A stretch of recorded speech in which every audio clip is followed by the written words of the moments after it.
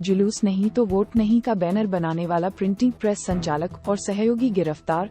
भभुआ थाना क्षेत्र अंतर्गत राजेंद्र सरोवर के पास लगे जुलूस नहीं तो वोट नहीं का बैनर बनवाने वाले प्रिंटिंग प्रेस संचालक और सहयोगी संचालक को पुलिस ने गिरफ्तार कर लिया है। इस मामले में जिलाधिकारी सावन कुमार और एसपी ललित मोहन शर्मा ने प्रेस वार्ता कर जानकारी दी है। जिलाधिकारी सावन कुमार ने जिलेवासियों से अपील करते हुए कहा है कि किसी भी असामाजिक लोगों के बहकावे में न आए, विधि व्यवस्था भंग करने वाले व्यक्तियों को चिन्हित कर विधि सम्मत कार्रवाई की जाएगी। डीएम ने बताया कि भभुआ थाना क्षेत्र अंतर्गत कैमूर स्तंभ स्थित राजेंद्र सरोवर के पास एक पोस्टर बैनर लगाया गया था, जिसमें जुलूस नहीं तो वोट नहीं, चुनाव बहिष्कार करते हुए एक विशेष समुदाय के लोगों का धार्मिक भावना को आहत करते हुए अफवाह फैलाने की कोशिश की गई थी। लोकतांत्रिक प्रक्रिया को बिना किसी कारण के बाधित करने का प्रयास किया गया था। इस मामले में बैनर को तत्काल जब्त करते हुए अज्ञात लोगों के विरुद्ध प्राथमिक दर्ज कर अनुसंधान शुरू किया गया। अनुसंधान के क्रम में ये ज्ञात हुआ कि बैनर भभुआ के ही पोस्ट ऑफिस गली में स्थित अग्रवाल फ्लेक्स प्रिंटिंग प्रेस में छपवाया गया था। इसके सत्यापन के लिए जब पुलिस प्रिंटिंग प्रेस पर पहुंची तो प्रेस संचालक द्वारा सीसीटीवी फुटेज एवं कंप्यूटर के हार्ड डिस्क को फॉर्मेट करने का प्रयास किया जा रहा था। जांच के क्रम में ये पाया गया कि 10 अप्रैल को Sachin Singh ward number 16 Shakti Nagar printing press में आकर संचालक के साथ बैठकर बैनर के डिजाइन को अंतिम रूप दिया था। उसके बाद उसी दिन संध्या 8 बजे के आसपास 8-10 अज्ञात लड़के अग्रवाल फ्लेक्स प्रिंटिंग प्रेम के पास जमा हुए। उनमें एक लड़का प्रिंटिंग प्रेस के अंदर जाकर फाइनल किए हुए बैनर डिजाइन को प्रिंट करवाया और 170 रुपए बिल का भुगतान किया। राजेंद्र सरोवर के पास मौका देखकर बैनर को लगा दिया, जिससे धार्मिक भावना को आहत किया जा सके। इस मामले में प्रिंटिंग प्रेस संचालक संदीप कुमार अग्रवाल सह संचालक वैभव कुमार अग्रवाल को गिरफ्तार किया गया है। सीसीटीवी फुटेज बरामद किया गया। सचिन सिंह एवं अज्ञात लड़कों की गिरफ्तारी के लिए पुलिस द्वारा लगातार छापेमारी की जा रही है। मौके पर एसपी ललित मोहन शर्मा, अनुमंडल पदाधिकारी विजय कुमार और अनुमंडल पुलिस पदाधिकारी शिवशंकर कुमार भभुआ, थानाध्यक्ष मुकेश कुमार सहित कई पदाधिकारी मौजूद रहे। बाइट कैमूर डीएम सावन कुमार, बाइट कैमूर एसपी ललित मोहन शर्मा। कल प्राथमिकी दर्ज की गई थी इस बारे में, और इसमें पहले भी शांति समिति बैठक में आया हुआ था ये मामला कि डीजे बजाने दिया जाए, नहीं तो जुलूस नहीं निकालेंगे, ऐसा कुछ लोग बोल रहे थे। तो जब ये आया तो हम लोग इन्वेस्टिगेट कर रहे थे। कहीं सूत्रों से पता चला कि एक अग्रवाल प्रिंटिंग प्रेस है, वहीं पे इसका छपाई हुआ है। जब रेड किया गया हम लोगों की टीम के द्वारा तो पता चला कि उसका जो सीपीयू है वो दुकान में था नहीं, कहीं फॉर्मेट करने के लिए भेजा गया था। त्वरित कार्रवाई करके सीपीयू बरामद किया गया, उसका हार्ड डिस्क चेक किया गया तो वो पूरा बैनर का कॉपी उसमें मिल गया। इसके अलावा जो वहाँ का सीसीटीवी देखा गया तो जो प्रिंट किया गया था, जिसने प्रिंट करवाया था, वो भी मिल गया। तो प्राथमिकी दर्ज की गई थी। इसमें धार्मिक उन्माद फैलाने का प्रयास किया जा रहा था और चुनाव में वोट नहीं देने के लिए आह्वान किया जा रहा था, जो बिल्कुल गलत है। कितने लोग? 2 लोग तो प्रेस की गिरफ्तार हो गए हैं, बाकी 8-10 लोगों को चिन्हित किया गया है। ये सभी लोग इस पूरे साजिश में शामिल थे। 120B भी लगाया गया है, प्राथमिकी दर्ज की गई है, बाकी सबको चिन्हित कर लिया गया है। छापेमारी भी की गई थी, लेकिन कई लोग फरार पाए गए, उन सबको गिरफ्तार किया जाएगा। सीसीटीवी हम लोग लगा रहे हैं। तो प्रिंटिंग प्रेस मशीन से सब जो वर्कर का इरादा है जी, वो फैसिलिटेटर ऑफ क्राइम है, अपराध में वो फैसिलिटेटर है, इसीलिए उस पर कार्रवाई हुई है। उनको जानकारी है कि जो वो प्रिंट कर रहे हैं वो असामाजिक गतिविधि को बढ़ावा दे रहा है। अब क्या कार्रवाई की जा रही है? गिरफ्तार किया गया। अधिकारी सावन कुमार और हमारे साथ पुलिस अधीक्षक महोदय श्री ललित शर्मा जी उपस्थित हैं। और आज मैं सभी मीडिया बंधुओं को यहाँ पर जो आमंत्रित किया, उसका मूल विषय वस्तु ये है कि जैसा कि आप सभी जान रहे हैं कि वर्तमान में लोकसभा चुनाव की आचार संहिता अपने जिला में भी लागू है, और इसमें निर्वाचन आयोग का पूर्णतः स्पष्ट निर्देश है कि जो एक लेवल प्लेइंग फील्ड रहना चाहिए और किसी भी मतदाता को कोई भी व्यक्ति ऐसे किसी भी कारण से उसको प्रभावित करने का प्रयास करता है कि उसके मतदान के अधिकार को, उस पर कठोर कार्रवाई की जाएगी। जैसा कि कल सूचना मिली 11 तारीख को सुबह 9 बजे के आसपास अनुमंडल पुलिस पदाधिकारी शिवशंकर राम जी के द्वारा कि राजेंद्र सरोवर के आसपास एक बैनर लगा है जिसमें जुलूस नहीं तो वोट नहीं, तो इसका लगाया गया था, जो कि निश्चित रूप से ये हमारे मतदाताओं को दिग्भ्रमित करने का प्रयास है। तो इसको लेकर तुरंत ही संज्ञान में मामला आया और हम लोगों ने इस पर FIR दर्ज कराए, और इसके पश्चात अनुमंडल पुलिस पदाधिकारी के नेतृत्व में इस पर काफ़ी अच्छे तरीके से कार्य किया गया, और जो सदर थाना प्रभारी है उनके द्वारा, मुकेश कुमार के द्वारा भी, और शाम होते होते इस घटना का उद्भेदन कर लिया गया इनके द्वारा। जिसमें मुख्य रूप से जो पाया गया कि जो पूरा प्रिंटिंग है ये अग्रवाल जो फ्लैक्स प्रिंटिंग है ये नगर पालिका के सामने के आसपास है, उनके दुकान से ये पूरा निकला। हम लोगों का सीसीटीवी फुटेज भी है और प्रिंटेड प्रेस का भी है। और साथ ही साथ जब इनको पूछताछ में पाया गया तो इनके द्वारा साक्ष्य को मिटाने का भी प्रयास किया गया। जो इनके पास यूज था, जो हार्ड डिस्क था, वो भी उसे जब्त किया गया है। और साथ ही साथ इस कार्य के लिए इनको जो भुगतान किया गया है गूगल पे के माध्यम से किया गया है, वो भी हम लोगों ने ट्रेल किया हुआ है। तो कुल मिला के इनके द्वारा एक गंभीर लक्षण का अपराध किया गया है। और हम आपके माध्यम से ये अपील करना चाहेंगे, ऐसे कोई भी व्यक्ति जो मतदाताओं को किसी भी अन्य प्रकार से दिग्भ्रमित करने का प्रयास करती है तो निर्वाचन आयोग के निर्देशानुसार उस पर कठोर कार्रवाई की जाएगी। सर बैनर कहाँ लगाया गया था? ये बैनर राजेंद्र सरोवर गेट है उसके पास लगा था, जिसे शीघ्र ही हम लोग उसको तुरंत उतरवा भी दिए और हम लोग के वहाँ पर कस्टडी में है। और जो वहाँ पर इसका साक्ष्य अग्रवाल प्रिंटिंग प्रेस की दुकान में सीसीटीवी फुटेज पूरा हम लोग को मिला है, जो छपा है। प्रिंटिंग प्रेस पर भी कार्रवाई हो रहा है सर? उस पर भी कार्रवाई होगा सर। जो एक जो रूल है उसमें इलेक्शन का रूल्स है कि जितने भी प्रिंटिंग प्रेस हैं वो कुछ भी इलेक्शन रिलेटेड प्रिंट करते हैं उसमें मुद्रक का नाम और प्रकाशक का नाम रहना चाहिए, अनिवार्य है। वो भी वहाँ पर इनके द्वारा एक अपराध किया गया है। आप जुलूस नहीं तो वोट नहीं, ये तो लिखे हैं। तो वोट कहीं न कहीं वोट क्या हमारे इलेक्शन की एक महत्वपूर्ण पार्ट है, प्रणाली है। तो आपको अब छाप रहा आप लिखना चाहिए मुद्रक क्या है, प्रकाशक क्या है, कौन छपवा रहा। आपने कुछ नहीं लिखा, एक तो उल्लंघन वो हुआ ही है। दूसरा, आपने मिथ फैलाने का प्रयास किया, लोगों को दिग्भ्रमित होने का प्रयास किया। क्योंकि ऐसा किसी भी हमारे शांति समिति के बैठक में या हमारा अनुमंडल पुलिस पदाधिकारी या अनुमंडल जो हमारे पदाधिकारी है या मेरे द्वारा किसी भी फोरम पर किसी भी मीटिंग में ये नहीं कहा गया है कि जुलूस निकालने का परमिशन नहीं है। हमने स्पष्ट ये कहा है कि राज्य सरकार के निर्देशानुसार और सर्वोच्च न्यायालय के निर्देशानुसार जो है डीजे बजाने पर प्रतिबंध है, डीजे का परमिशन नहीं दिया जाएगा। बट जुलूस निकालने पर कहीं प्रकार से कोई प्रतिबंध नहीं। हमने पूरा थाना प्रभारी को और अनुमंडल पुलिस पदाधिकारी को अधिकृत किया हुआ है कि जो भी व्यक्ति आते हैं जुलूस के परमिशन के लिए, उसके जो शर्त हैं 15 व्यक्ति 20 व्यक्ति, उसके अनुसार लाइसेंस उनको दिया जाएगा। सर जो बैनर लगाया था उसको भी चिन्हित किया गया है सीसीटीवी फुटेज के आधार पर और उसको भी ट्रेल निकाला जा रहा है। सर कैसे प्लान किया गया, क्या बताया?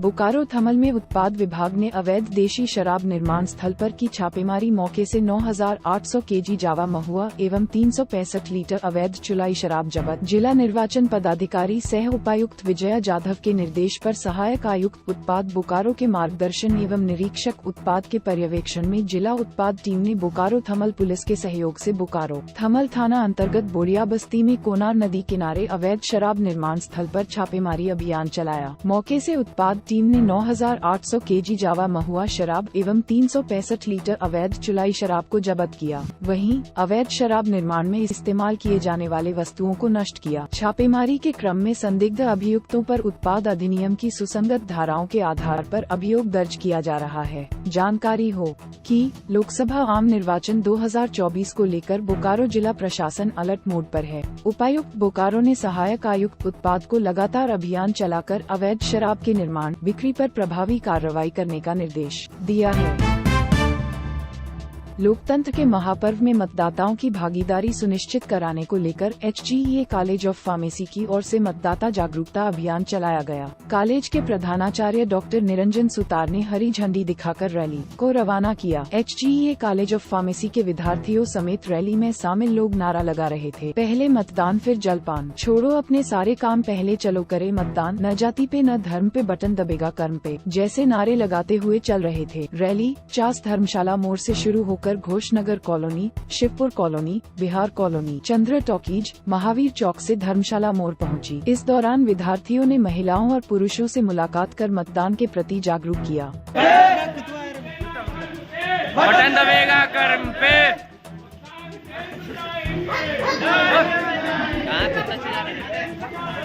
उज्जवल भविष्य बनाएंगे,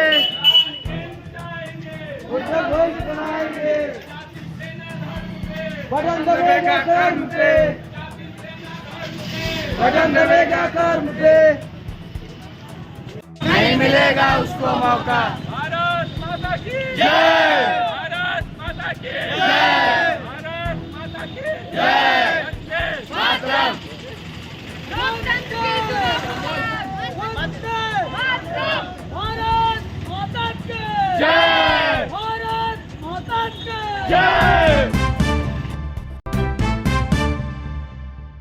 40 वर्षों के राजनीति के बाद ममता को सुनना पड़ रहा है चोर का स्लोगन। इससे बढ़िया उन्हें संन्यास ले लेना चाहिए। दिलीप घोष रामनवमी। ममता बनर्जी द्वारा चुनाव आयोग को पुतला कहे जाने समेत ऐनी मुद्दों पर भी दिया जवाब। बर्धमान दुर्गापुर लोकसभा सीट से भाजपा उम्मीदवार दिलीप घोष आज सुबह दुर्गापुर में प्रातः भ्रमण के बाद पत्रकारों से बातचीत की। ममता बनर्जी को लेकर लग रहे चोर चोर के नारों को लेकर उन्होंने कहा कि 40 वर्षों के राजनीति के बाद अगर ऐसा उन्हें सुनने को मिल रहा है तो इससे बढ़िया उन्हें संन्यास ले लेना चाहिए। वहीं रामनवमी को लेकर उन्होंने कहा कि बंगाल में सरकार राज्य नहीं बल्कि अदालत चला रही है, इसीलिए हर निर्देश यहाँ तक कि छुट्टी भी अदालत दे रही है। जय बांग्ला का नारा देने वाले ये लोग बंगाल को भारत से अलग समझते हैं। वहीं ममता बनर्जी द्वारा चुनाव आयोग को पुतला कहे जाने की भी दिलीप घोष ने आलोचना की। दिलीप घोष भाजपा नेता।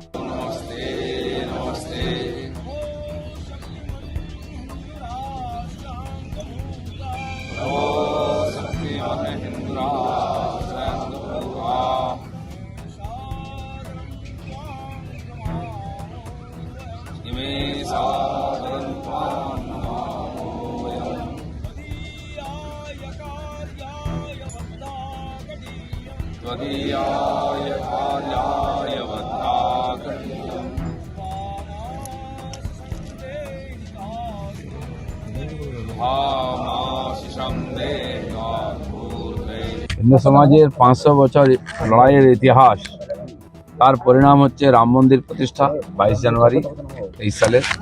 আর তারপরে প্রথম রামনবমী, রাম মন্দির প্রতিষ্ঠার পরে নিঃসন্দেহে আলাদা একটা তার আঙ্গিক আছে। সারা বিশ্বের হিন্দু সমাজ রাম মন্দির প্রতিষ্ঠার বিজয় উৎসব হিসেবে আজকে পালন করবে। আজকে এইটা দিন পালন করতে গিয়ে আপনাদেরকে কোর্টে যেতে হচ্ছে কেন তাহলে? পশ্চিমবাংলার সরকার রাজ্য চালায় না, কোর্ট চালায়। তাই যখন সমস্ত কিছুর ফয়সালা কোর্টের সিদ্ধান্তে হচ্ছে, এখানে সভা সমিতি হবে কিনা, এখানে শোভাযাত্রা হবে কিনা, পুজো পাঠ হবে কিনা, ছুটি কবে হবে, এসবই, এমনকি যে দুর্নীতি হচ্ছে সেটাও তদন্ত কোর্ট করছে। সারা দেশে তো কোথাও তো এরকম কোর্টে যেতে হচ্ছে না, রামনবমী সারা দেশে পালন হচ্ছে। এটাকে দেশের বাইরে মনে করা হয়। জয় বাংলা যারা বলছে, বাংলাদেশের স্লোগান দিচ্ছে, বা সব কিছু এই সুপ্রিম কোর্ট মানব না, কি বলে আদালত মানব না, লোকসভা মানব না, নির্বাচন কমিশনকে মানব না, সেন্ট্রাল গভর্নমেন্টকে মানব না, সেন্ট্রাল ফোর্সকে মানব না, এজেন্সিকে মানব না, এই মানসিকতার কারণে এটা হচ্ছে মনে হয় ভারতের বাইরে একটা দেশ। নির্বাচন কমিশনের নির্দেশেই বেছে বেছে বিরোধীদের গাড়িতেই কেন তল্লাশি হচ্ছে রাজ্য পুলিশ দিয়ে? চিন্তা করবেন না, সবার তল্লাশি হবে। যারা গাড়ি নিয়ে টাকা নিয়ে ঘুরে বেড়ায় তার বাড়িতে তল্লাশি। দিলীপ ঘোষের কাছে তল্লাশি করে কি হবে? একটা বিড়ি সিগারেটের প্যাকেটও পাবে না। তো সেই জন্য যাদের সম্ভাবনা আছে, তাদের কাছে খবর আছে, কার কাছে টাকা আছে, টাকা নিয়ে যায়, আর সেখান থেকে তদন্ত করছে। দরকার হলে সবার প্রধানমন্ত্রীর গাড়িও তদন্ত করতে পারে। অভিষেক ব্যানার্জির বিরুদ্ধে যাকে প্রার্থী করা হলো তাকে 3 দিন এতদিন পর করা হচ্ছে কেন? এটা নিয়ে তো সমালোচনা হচ্ছে। না, কতদিন পরে করা হবে কেন সেটা তো পার্টি ঠিক করে। 1 জুনে ওখানে ভোট আছে, 1.5 মাসের বেশি সময় আছে। আমার নাম ঘোষণা হয়েছিল, 1.5 মাস সময় ছিল। তো সেই জন্য পার্টি যথেষ্ট চিন্তা ভাবনা করে করেছে। ও প্রথমবার ওখানে লড়েছে, দ্বিতীয়বার লড়তে যাচ্ছে। ভূমিপুত্র সংগঠন দাঁড় করেছে ওখানে। রাজ্য স্তর থেকে একটা তৃণমূলের সমালোচনা করা হচ্ছে যে শুভেন্দু অধিকারী বা মিঠুন চক্রবর্তী তারা কেউ ভয়ে দাঁড়ালো না, এরকম বলা হচ্ছে কালকে। কে বলতে যাচ্ছে? শুভেন্দু অধিকারী দাঁড়াবে কিনা কে ঠিক করবে? মিঠুন চক্রবর্তী দাঁড়াবে কিনা কে ঠিক করবে? রাস্তার লোক ঠিক করবে। উনি ঠিক করবেন, পার্টি ঠিক করবে। পার্টি যেটা ঠিক করেছে ওটাই ঠিক। দাদা, রামনবমীতে কি পুরনো ছন্দেই দিলীপ ঘোষকে অস্ত্র হাতে দেখা যাবে? পুরোনো নতুন বললেন, দিলীপ ঘোষ সবসময় একটা ছন্দেই থাকে, সেটা আপনি জানেন। ধন্যবাদ।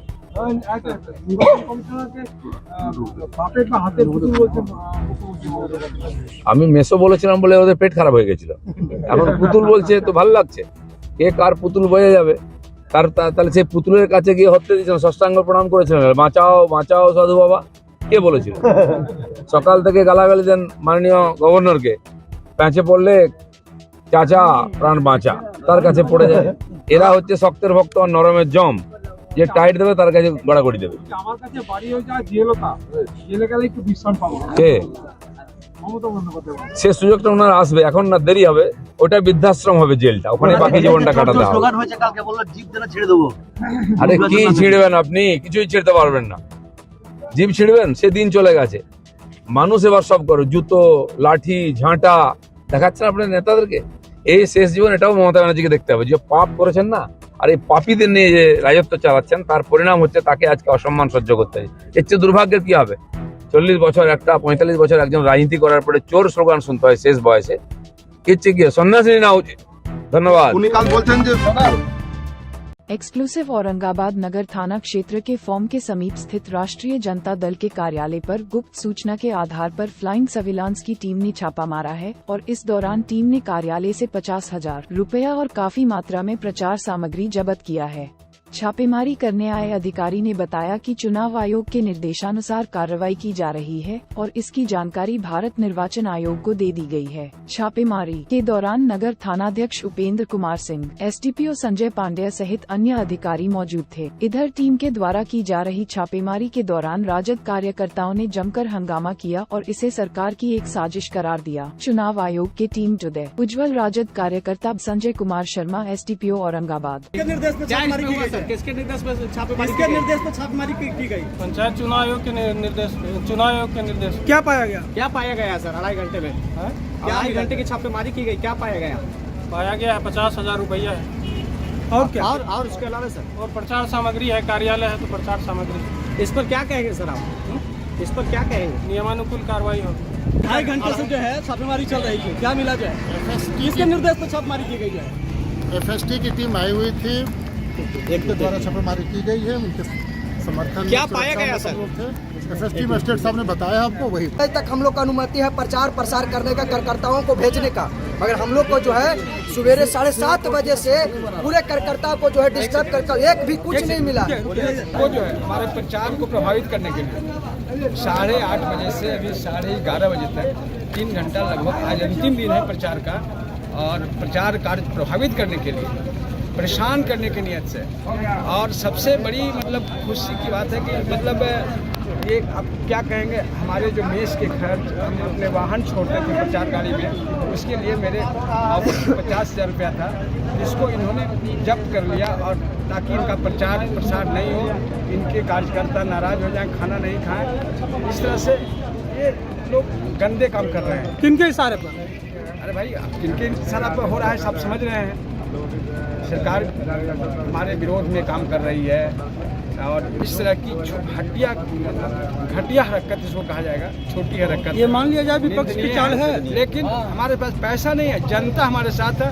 आप सारे देख रहे हैं, पीछे गरीब वर्कर मेरे साथ है, और इस चुनाव को कोई रोकेगा नहीं, ताकि बेवजह जितना ही लोग परेशान कर रहे हैं, इससे कोई इनको लाभ नहीं होगा। और आदेश पर हमारे महागठबंधन प्रत्याशी अभय कुशवाहा जी के प्रधान कार्यालय में 6 घंटा लगातार जिला प्रशासन के द्वारा छापेमारी किया गया, मजिस्ट्रेट के नेतृत्व में छापेमारी किया गया।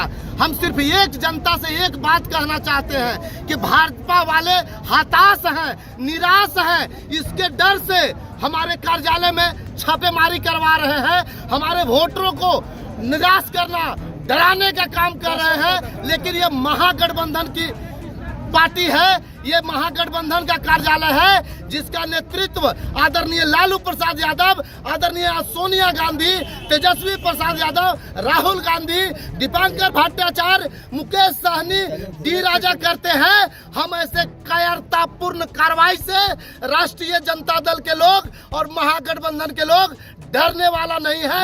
इसका नतीजा आगे आने वाला रिजल्ट में दिखेगा।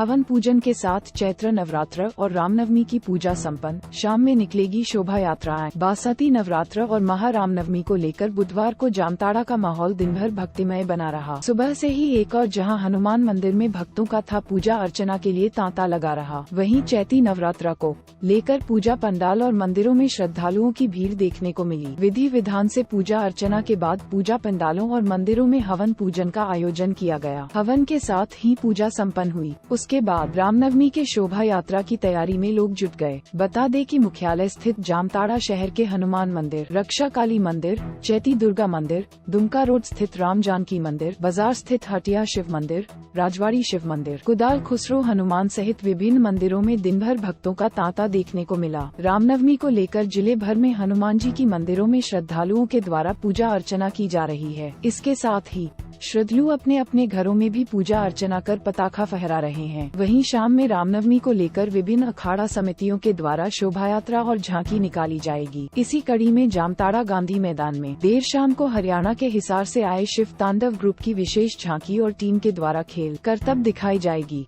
इसके लिए पुरानी हटिया अखाड़ा समिति के द्वारा गांधी मैदान में तैयारी पूरी कर ली है। इसके साथ ही जामताड़ा पुलिस की ओर से भी पूरे जिले में भारी संख्या में पुलिस बल की नियुक्ति कर दी है। वहीं किसी अप्रिय घटना न घटे इसके लिए प्रशासन ने पूरी तरह से तैयार है। वहीं पुरानी हटिया अखाड़ा समिति के सदस्य करण कुमार ने बताया कि लोकसभा चुनाव को लेकर आचार संहिता लागू है, जिसके कारण प्रशासन के द्वारा दी गई निर्देशानुसार ही इस वर्ष रामनवमी को लेकर शोभा यात्रा निकाली जाएगी। करण कुमार, सदस्य, पुरानी हटिया अखाड़ा समिति। श्री श्री 1008 श्री महावीर अखाड़ा समिति पुरानी हटिया शिव मंदिर जामताड़ा से इस वर्ष आचार संहिता लागू है।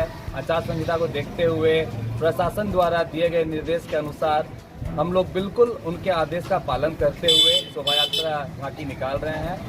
इस साल शोभा यात्रा जो है बहुत ही धूमधाम से मनाया जा रहा है और इस साल आकर्षण का केंद्र रहेगा हिसार हरियाणा से आए हुए शिव तांडव ग्रुप के कलाकार, जो कि अपना कलाकारी गांधी मैदान में संध्या को दिखाएंगे। कोलकाता में सड़क पर खड़ी कई गाड़ियां जलकर हुई खाक। कोलकाता के चांदनी चौक इलाके में आज दोपहर हुई आगजनी की घटना में कई गाड़ियां जल गई। बताया जाता है कि सड़क किनारे खड़े एक 4 पहिया गाड़ी में आग लगी। स्थानीय लोगों ने उसे बुझाने का प्रयास किया, लेकिन उससे पहले ही इसने कई अन्य गाड़ियों को अपनी चपेट में ले लिया। एक के बाद एक कई गाड़ियां आग में जलने लगी।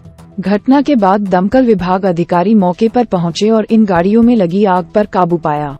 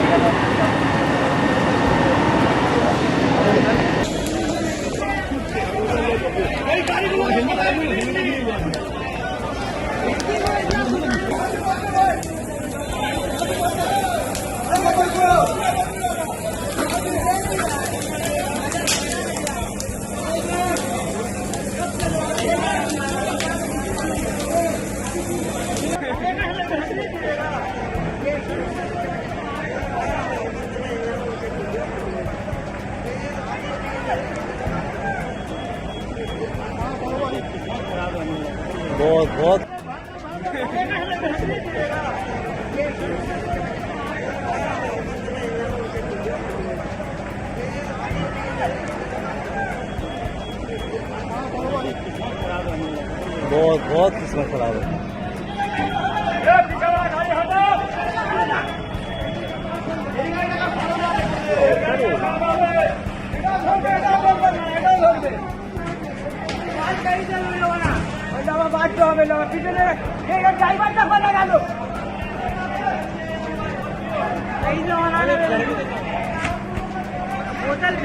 अब एक गाड़ी दो सोना चना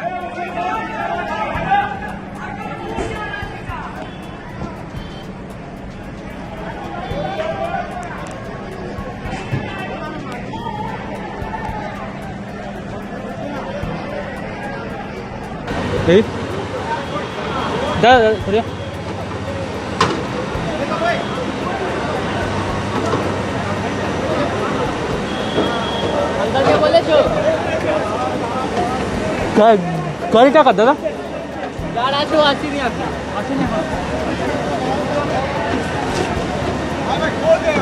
এখন তার আমি জানি না দাদা কিছু আমাদের দাদা মেরে মাথা খারাপ আছে আপনারা জমিদার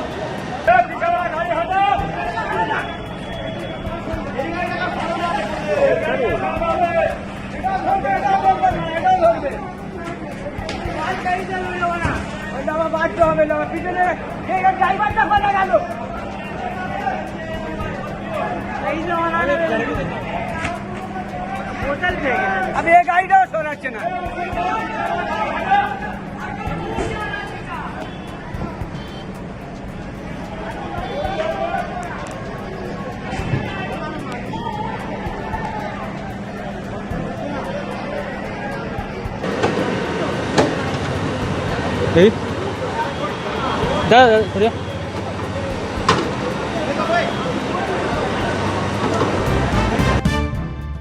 ममता कभी सीएए को नहीं कर पाएंगी कैंसिल, क्योंकि नहीं पाएंगी कभी सत्ता में, सिर्फ विरोध करने के लिए कह रही है ये बातें। दिलीप घोष मुर्शिदाबाद में रामनवमी के जुलूस पर हमले पर बोले दिलीप, कहा कुछ भाड़े के लोगों को लाकर कराया था हमला। बर्धमान दुर्गापुर लोकसभा सीट से भाजपा उम्मीदवार दिलीप घोष ने आज बर्धमान में चाय पर चर्चा में हिस्सा लेने के बाद पत्रकारों से बातचीत की। इस दौरान ममता बनर्जी के सीए और एनआरसी को रद्द करने की कही गई बात पर उन्होंने कहा कि वो कभी ऐसा नहीं कर पाएंगे, क्योंकि वो कभी सत्ता में आ ही नहीं पाएंगे। सत्ता में आने के लिए 272 सीट चाहिए, जो उन्हें कभी नहीं मिलेंगी। उन्होंने कहा कि ममता सिर्फ विरोध करने के लिए ऐसा बोल रही है। वहीं मुर्शिदाबाद में रामनवमी के जुलूस पर हुए हमले पर उन्होंने कहा कि कुछ लोगों ने वहां पत्थर और बम मारने का प्रयास किया है। मुसलमान दंगा नहीं करना चाहता है, वो मोदी के साथ मिलकर विकास में भागीदार बनना चाहता है। ममता बनर्जी ने बाहर से कुछ भाड़े को लोगों को लाकर इस तरह की घटना को अंजाम दिया है। दिलीप घोष, भाजपा नेता। कल के मुर्शिदाबादे रामनवमी शोभायात्राয় ইট পাথর বোমা মারার চেষ্টা হয়েছে। আমি বলেছিলাম যারা এই ধরনের বদমাইশি করতো তারা আর করবে না এটা, কিন্তু মমতা ব্যানার্জি কয়েকদিন ধরে দাঙ্গা বলে বিশেষ করে মুসলিমদের উস্কাবার চেষ্টা করেছেন, অনেকবার করিয়েছেন। তারা তার প্ররোচনায় পা দিয়ে বদনাম হয়েছে। আমি বলছি মুসলমান সমাজের দাঙ্গা করার দরকার নেই।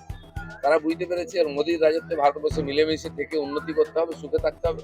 তারা উন্নয়নের সমস্ত সুবিধা পেয়েছেন, কিন্তু মমতা ব্যানার্জির রাজনীতি হচ্ছে হিন্দু মুসলমান ভাগাভাগি করে ইলেকশন জেতা। তার কথায় যখন মুসলমানরা রাস্তায় নেমে বিরোধিতা করেননি, তখন নিজের কিছু ভাড়াটিয়া লোককে দিয়ে তিনি এ ধরনের উৎপাত করেছেন, হিন্দু মুসলমানের টেনশন করার চেষ্টা করেছেন পশ্চিমবাংলায়। কারণ এবারে পশ্চিমবাংলার মুসলমানরা টিএমসিকে ভোট দেবে না, বিরোধিতা করছে, এবং তারা সবচেয়ে বেশি বিশ্বাসঘাতকতার শিকার হয়েছে। আজকে জেলের মধ্যে মুসলমানরা ভর্তি, 95% ক্রিমিনাল কেসে তারা হাজার হাজার লক্ষ লক্ষ মুসলিম ছেলেদেরকে কেস দিয়েছে টিএমসি, যাতে ওদের হয়ে কাজ করে।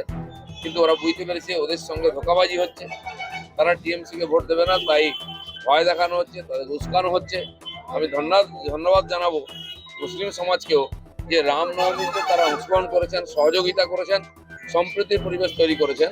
যাদের বিভাজনের রাজনীতি সেই টিএমসি ভাড়াটিয়া গুন্ডাদের দিয়ে এই ধরনের উৎপাত তৈরি করে রামনবমীর মিছিলতে বোমা পাথর মেরেছে। দেখুন, যেগুলো সারা জীবন থাকলেও কিছু করতে পারবে না, কারণ দিল্লিতে সরকার গঠন করতে হবে। দিল্লিতে সরকার গঠন করতে হলে কত সিট? 272 চাই। আর সমস্ত বিরোধী মিলে তার আধাও পাবে না। সেই জন্য ওরা জানে কিছু করার নেই, যা ইচ্ছা বলে দাও। এই বিরোধিতা আগে থেকে করে এসছে, কিছুই করতে পারে। তারা ডিমনিটাইজেশনের বিরোধিতা করেছিল, তারা কেন্দ্র সরকারের যত প্রকল্প আছে 370 ধারা হাঁটানো, 3 তালাক হাঁটানোর বিরোধিতা করেছিল, কিছু করতে পারেন। দর্শকের ভূমিকায় ছিল, আগামী দিনেও দর্শকের ভূমিকায় থাকতে কাজ হবে। 5 কেজি রেশন তো প্রধানমন্ত্রী দিয়ে দিয়েছেন, উনি বলেছিলেন আজীবন দেবেন, 1 কিলো দিতে পারলেন না। এই মিথ্যা প্রতিশ্রুতি নিয়ে বাংলার লোক আর ভুলবে না। बंगाल में पहले चरण के चुनाव को लेकर जोरदार तैयारियां, डीसीआरसी सेंटर में दिखी भीड़। कूच बिहार। पश्चिम बंगाल में लोकसभा चुनाव का पहला चरण भाजपा के लिए महत्वपूर्ण है। 19 अप्रैल को उत्तरी बंगाल की 3 सीटों अलीपुरद्वार, कूच बिहार और जलपाईगुड़ी पर मतदान है। इन तीनों ही सीटों को भाजपा ने पिछले चुनाव में जीता था। लोकसभा चुनाव 2019 में भाजपा पश्चिम बंगाल की कुल 42 संसदीय सीटों में से 18 जीतने में कामयाब रही थी। मुख्यमंत्री ममता बनर्जी के नेतृत्व में साल 2011 से राज्य पर शासन कर रही तृणमूल कांग्रेस टीएमसी भाजपा की जीत को सेंधमारी की तरह देख रही है। टीएमसी का प्रयास है कि वह भाजपा द्वारा जीती गई सीटों पर वापस कब्जा करें। पिछली बार टीएमसी सबसे ज्यादा सीटें 22 तो जीत गई थी, लेकिन 2014 की तुलना में 12 सीटें कम हो गई थीं। भाजपा इस बार अपनी टैली बढ़ाकर नंबर 1 पार्टी बनने के मकसद से मैदान में उतरी है। प्रधानमंत्री नरेंद्र मोदी और ममता बनर्जी दोनों ने पूरे उत्तर बंगाल में जोरदार प्रचार किया है।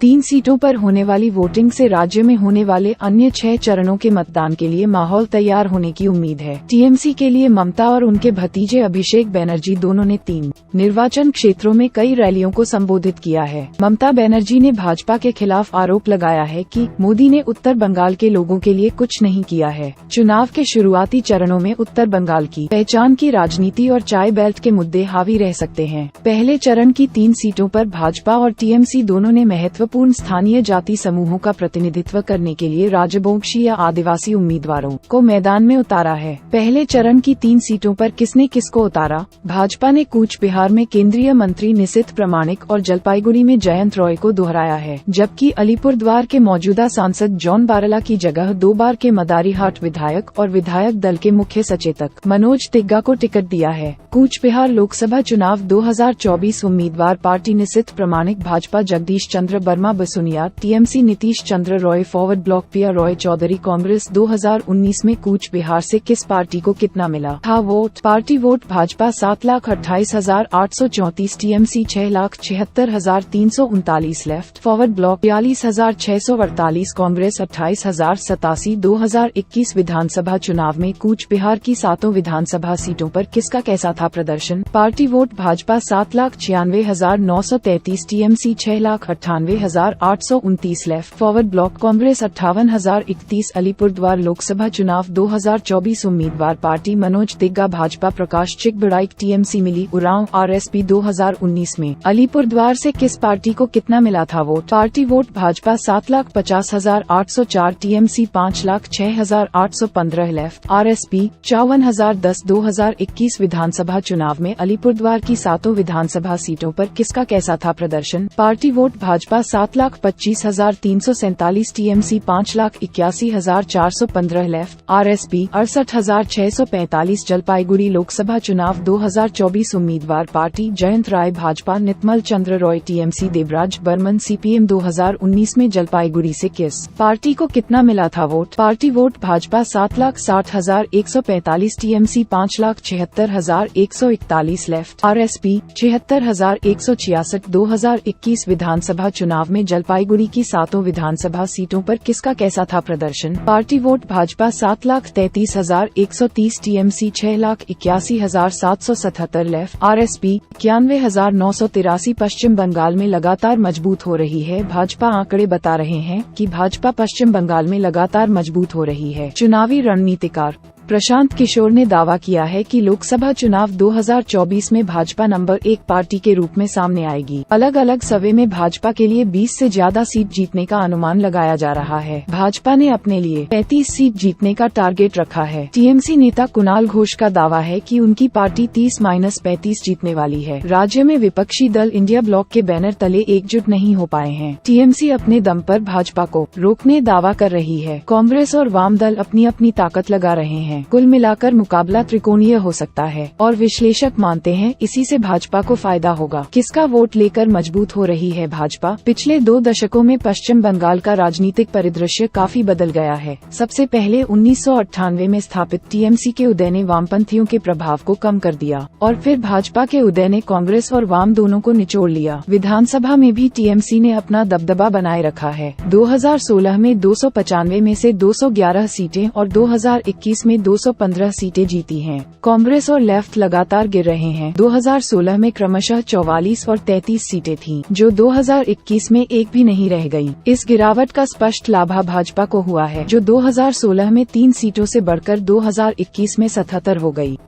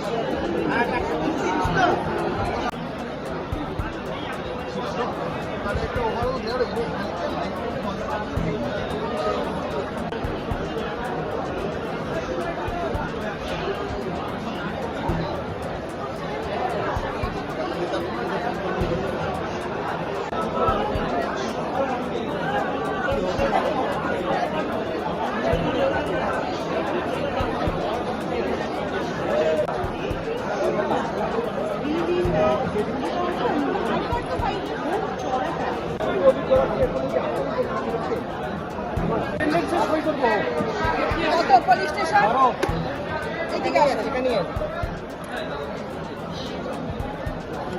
এই যে আপনাদের এই যে এটা আগে আগে ওইগুলো মেলান আপনারা, ঠিক আছে? আপনার ওই নাম্বার দিয়ে মেলান, নেওয়ার আগে করতে হবে, ঠিক আছে?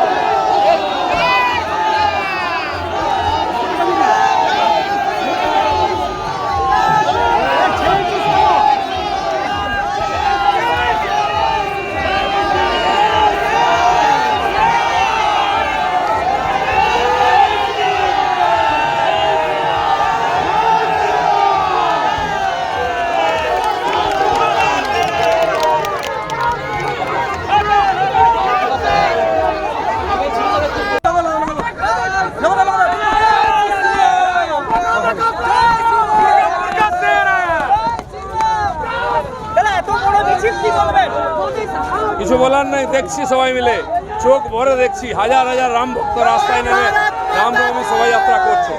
ওই লাঠি হাতে নিয়েছেন, কি বার্তা দেবেন আজকে? বার্তা পেয়ে গেছে, রাম মন্দির প্রতিষ্ঠা হয়ে গেছে, সারা দেশে রাম ভক্তরা জেগে গেছে। বলছি আপনি যে রাস্তায় হাঁটছেন, এই রাস্তায় রাতের অন্ধকারে নানা রকম ওভারলোডিং বালি চলে, বারবার ডিএম বলেছে কিন্তু কোনো ব্যবস্থা নেয়নি। কি নেবে না, রামরাজ্য হবে, সব সমাধান হবে। জয় শ্রীরাম। কার নাম নিচ্ছে? রাম ভক্তের সামনে রামের নাম নিন, ফালতু ফালতু লোকের কথা বলবেন না।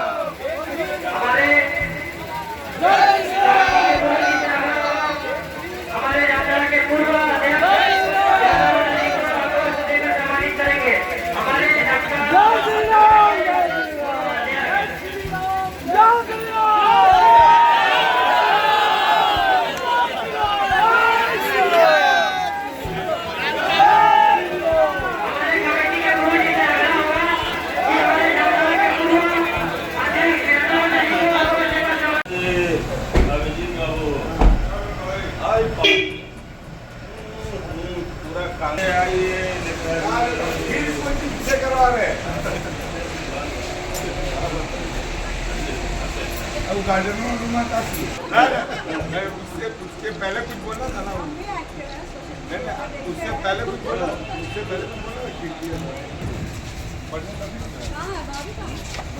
दिल्ली में है पता है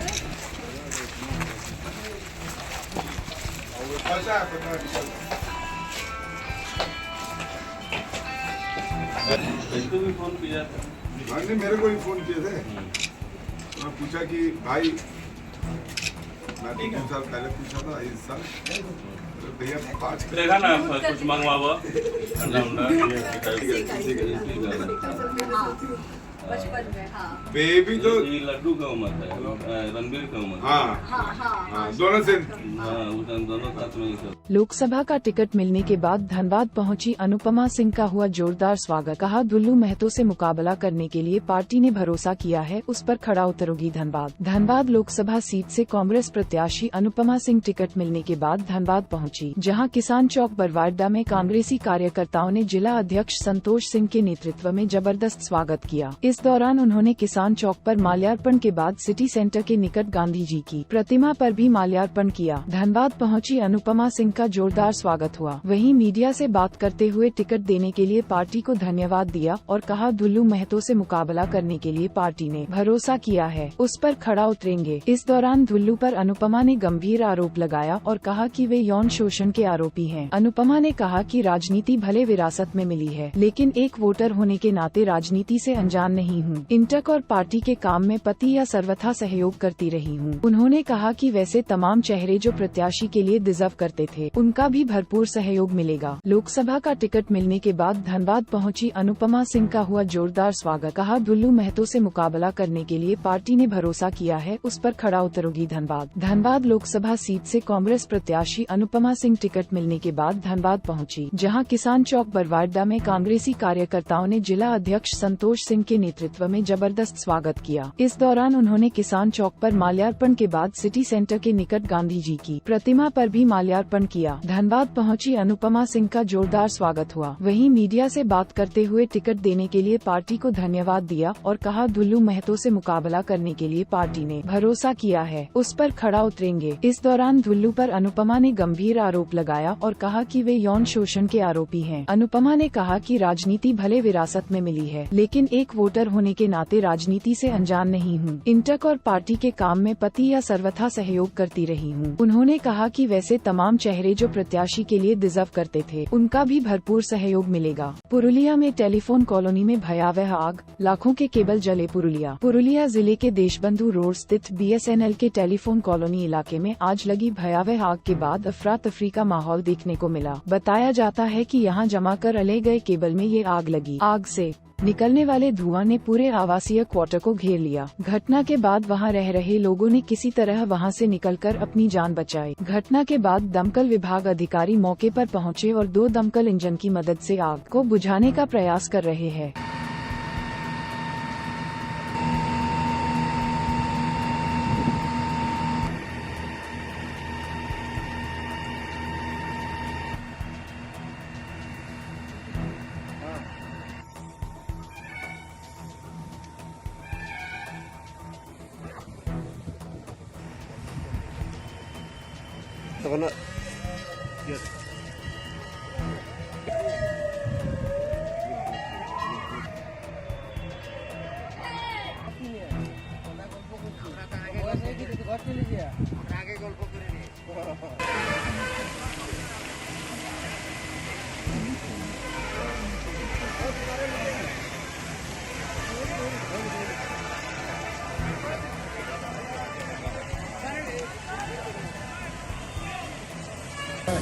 करीब करीब आपको 9 के आसपास लगा। क्या क्षति हुआ है, क्या है या कौन कौन रहता है? यहाँ आदमी के क्षति नहीं हुआ है, वही BSNL संपत्ति जो है PLV पाइप केबल वगैरह का नुकसान हुआ है। ये एरिया का नाम क्या है? ये एरिया का नाम है BSNL telephone quarter, Deshbandhu road, Purulia. कितना क्षति हुआ है? अनुमानित क्या क्षति हुआ है? अनुमानित तो पाइप वगैरह जला है, तो कुछ न कुछ तो नुकसान हुआ ही है। पाइप और केबल दोनों ही? हाँ, वो तो उसका एक्चुअल रेट मेरे को मालूम नहीं। इसी क्वार्टर में रहते हैं? हाँ, इसी क्वार्टर में रहते। कितना फैमिली रहता है यहाँ पर 15-17 फैमिली रहता है। अच्छा, इस आग में कितना आतंक है आपको?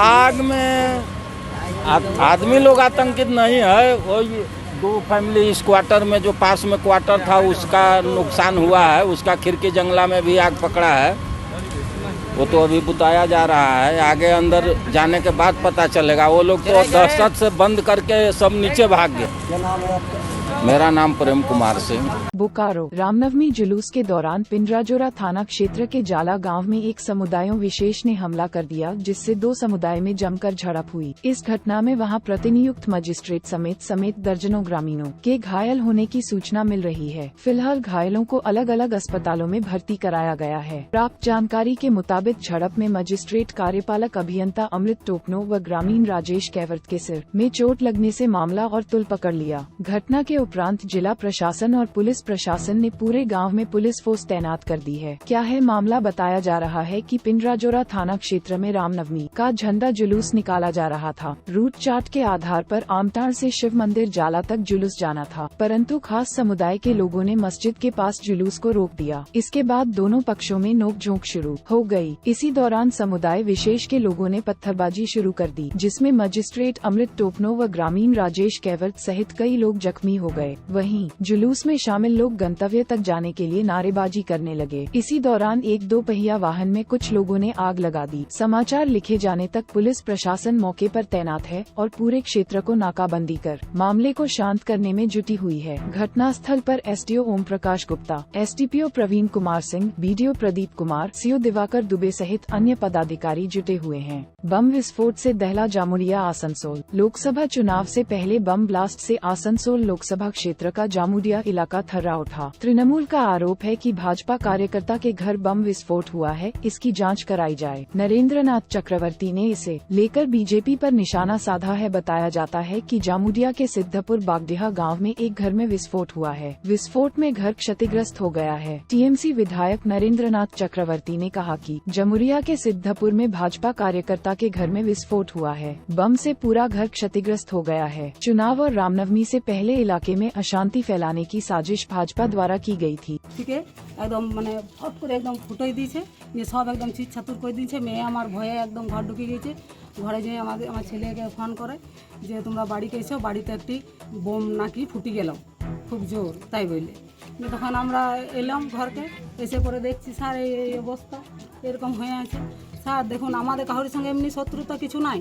আমাদের দুর্গা ঠাকুর নিয়ে একবার ঝামেলা হয়েছিল এই পাশের বাড়ির সঙ্গে, সেই জন্য ওদের সঙ্গে আমাদের রাগ কোথা বা কোনো কথাবার্তা কিছু নাই। ওদের মেয়ে ছেলেরা ইঙ্গিত ঠাট্টা করে, তবুও আমরা চুপ করে থাকি। পার্টিকে জানাই আর করি, দেখো ওরা গাল ঠাট্টা ইয়ে করছে, তো আমরা কিছু বলি না। সেটা বাড়িতে আপনি ছিলেন?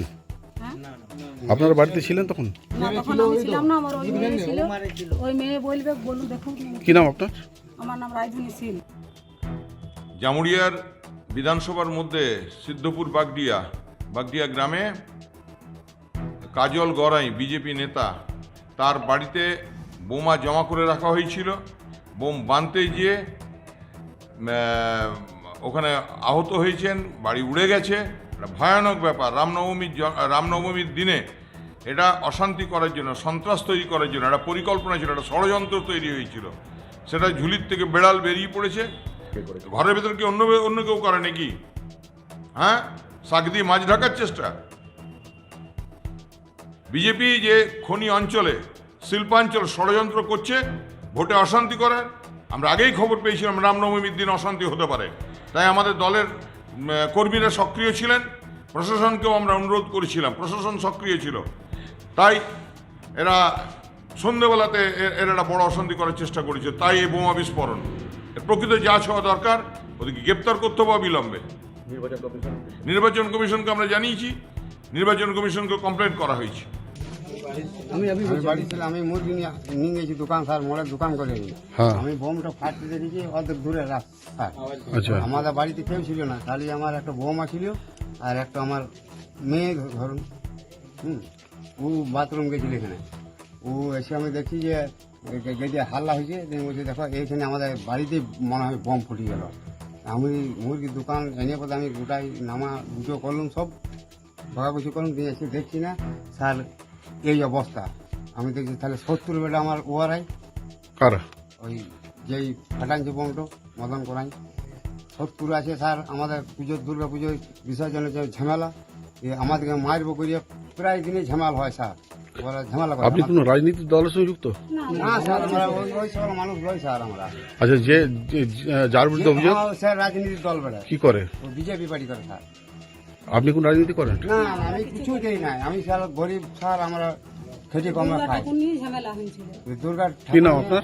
আমার নাম যে আচমকা বিজেপির যে কর্মী এবং তারা ওদের বাড়িতে বোম রেখেছিল এবং আগামী দিন যাতে এলাকা সন্ত্রাস করার চেষ্টা করে সেই জন্য ওরা বোম রেখেছে এবং আমরা এলাকাতে উন্নয়নের মাধ্যমে দিদির বার্তা দিচ্ছি যে কীভাবে মানুষ উন্নয়ন পাচ্ছে সেই চেষ্টা করছি, ওরা কিন্তু সন্ত্রাস চালিয়ে যাচ্ছে।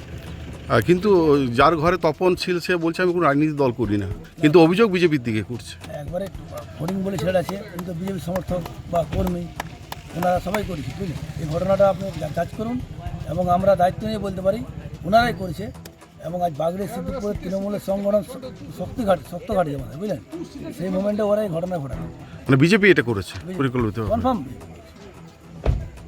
কি পরিচয় আপনার? আমার নাম দিনেশ। प्रिंस गैंग की रंगदारी कारोबार से जुड़े 2 अपराधी को बैंक मोड़ पुलिस ने हथियार के साथ किया गिरफ्तार। धनबाद बैंक मोड़ थाना प्रभारी को गुप्त सूचना प्राप्त हुई कि 2 अज्ञात व्यक्ति हथियार के साथ भूली ओवरब्रिज के नीचे घूम रहे हैं। इस संबंध में एसएसपी HP जनार्दनन को सूचित करते हुए पुलिस उपाधीक्षक विधि व्यवस्था धनबाद के नेतृत्व में एक छापामारी दल का गठन किया गया। छापामारी दल द्वारा त्वरित कार्रवाई करते हुए भूली ओवरब्रिज के नीचे छापामारी दल के साथ पहुंचे तथा 2 व्यक्ति को हथियार एवं गोली के साथ पकड़ा गया, जिसे विधिवत गिरफ्तार किया गया। पकड़ाए व्यक्ति एक संजू उर्फ राशिद हसन, 2 मो दानिश ने अपने अपराध को स्वीकार करते हुए बताए कि ये दोनों प्रिंस खान के गैंग से जुड़े हुए हैं तथा प्रिंस खान के लिए रंगदारी वसूलने हेतु एक बड़े व्यवसायी के साथ बड़ी घटना को अंजाम देने वाले थे। इस संबंध में बैंक मोड़ थाना कांसम 0-66/17.2024.2024 धारा 25(1)B 26/35 शस्त्र अधिनियम झामुमो नेता सहित 4 भेजे गए न्यायिक हिरासत में रांची। बीते कल हुए एड रेड के बाद अरेस्ट किए गए झामुमो नेता अंतु तिर्की,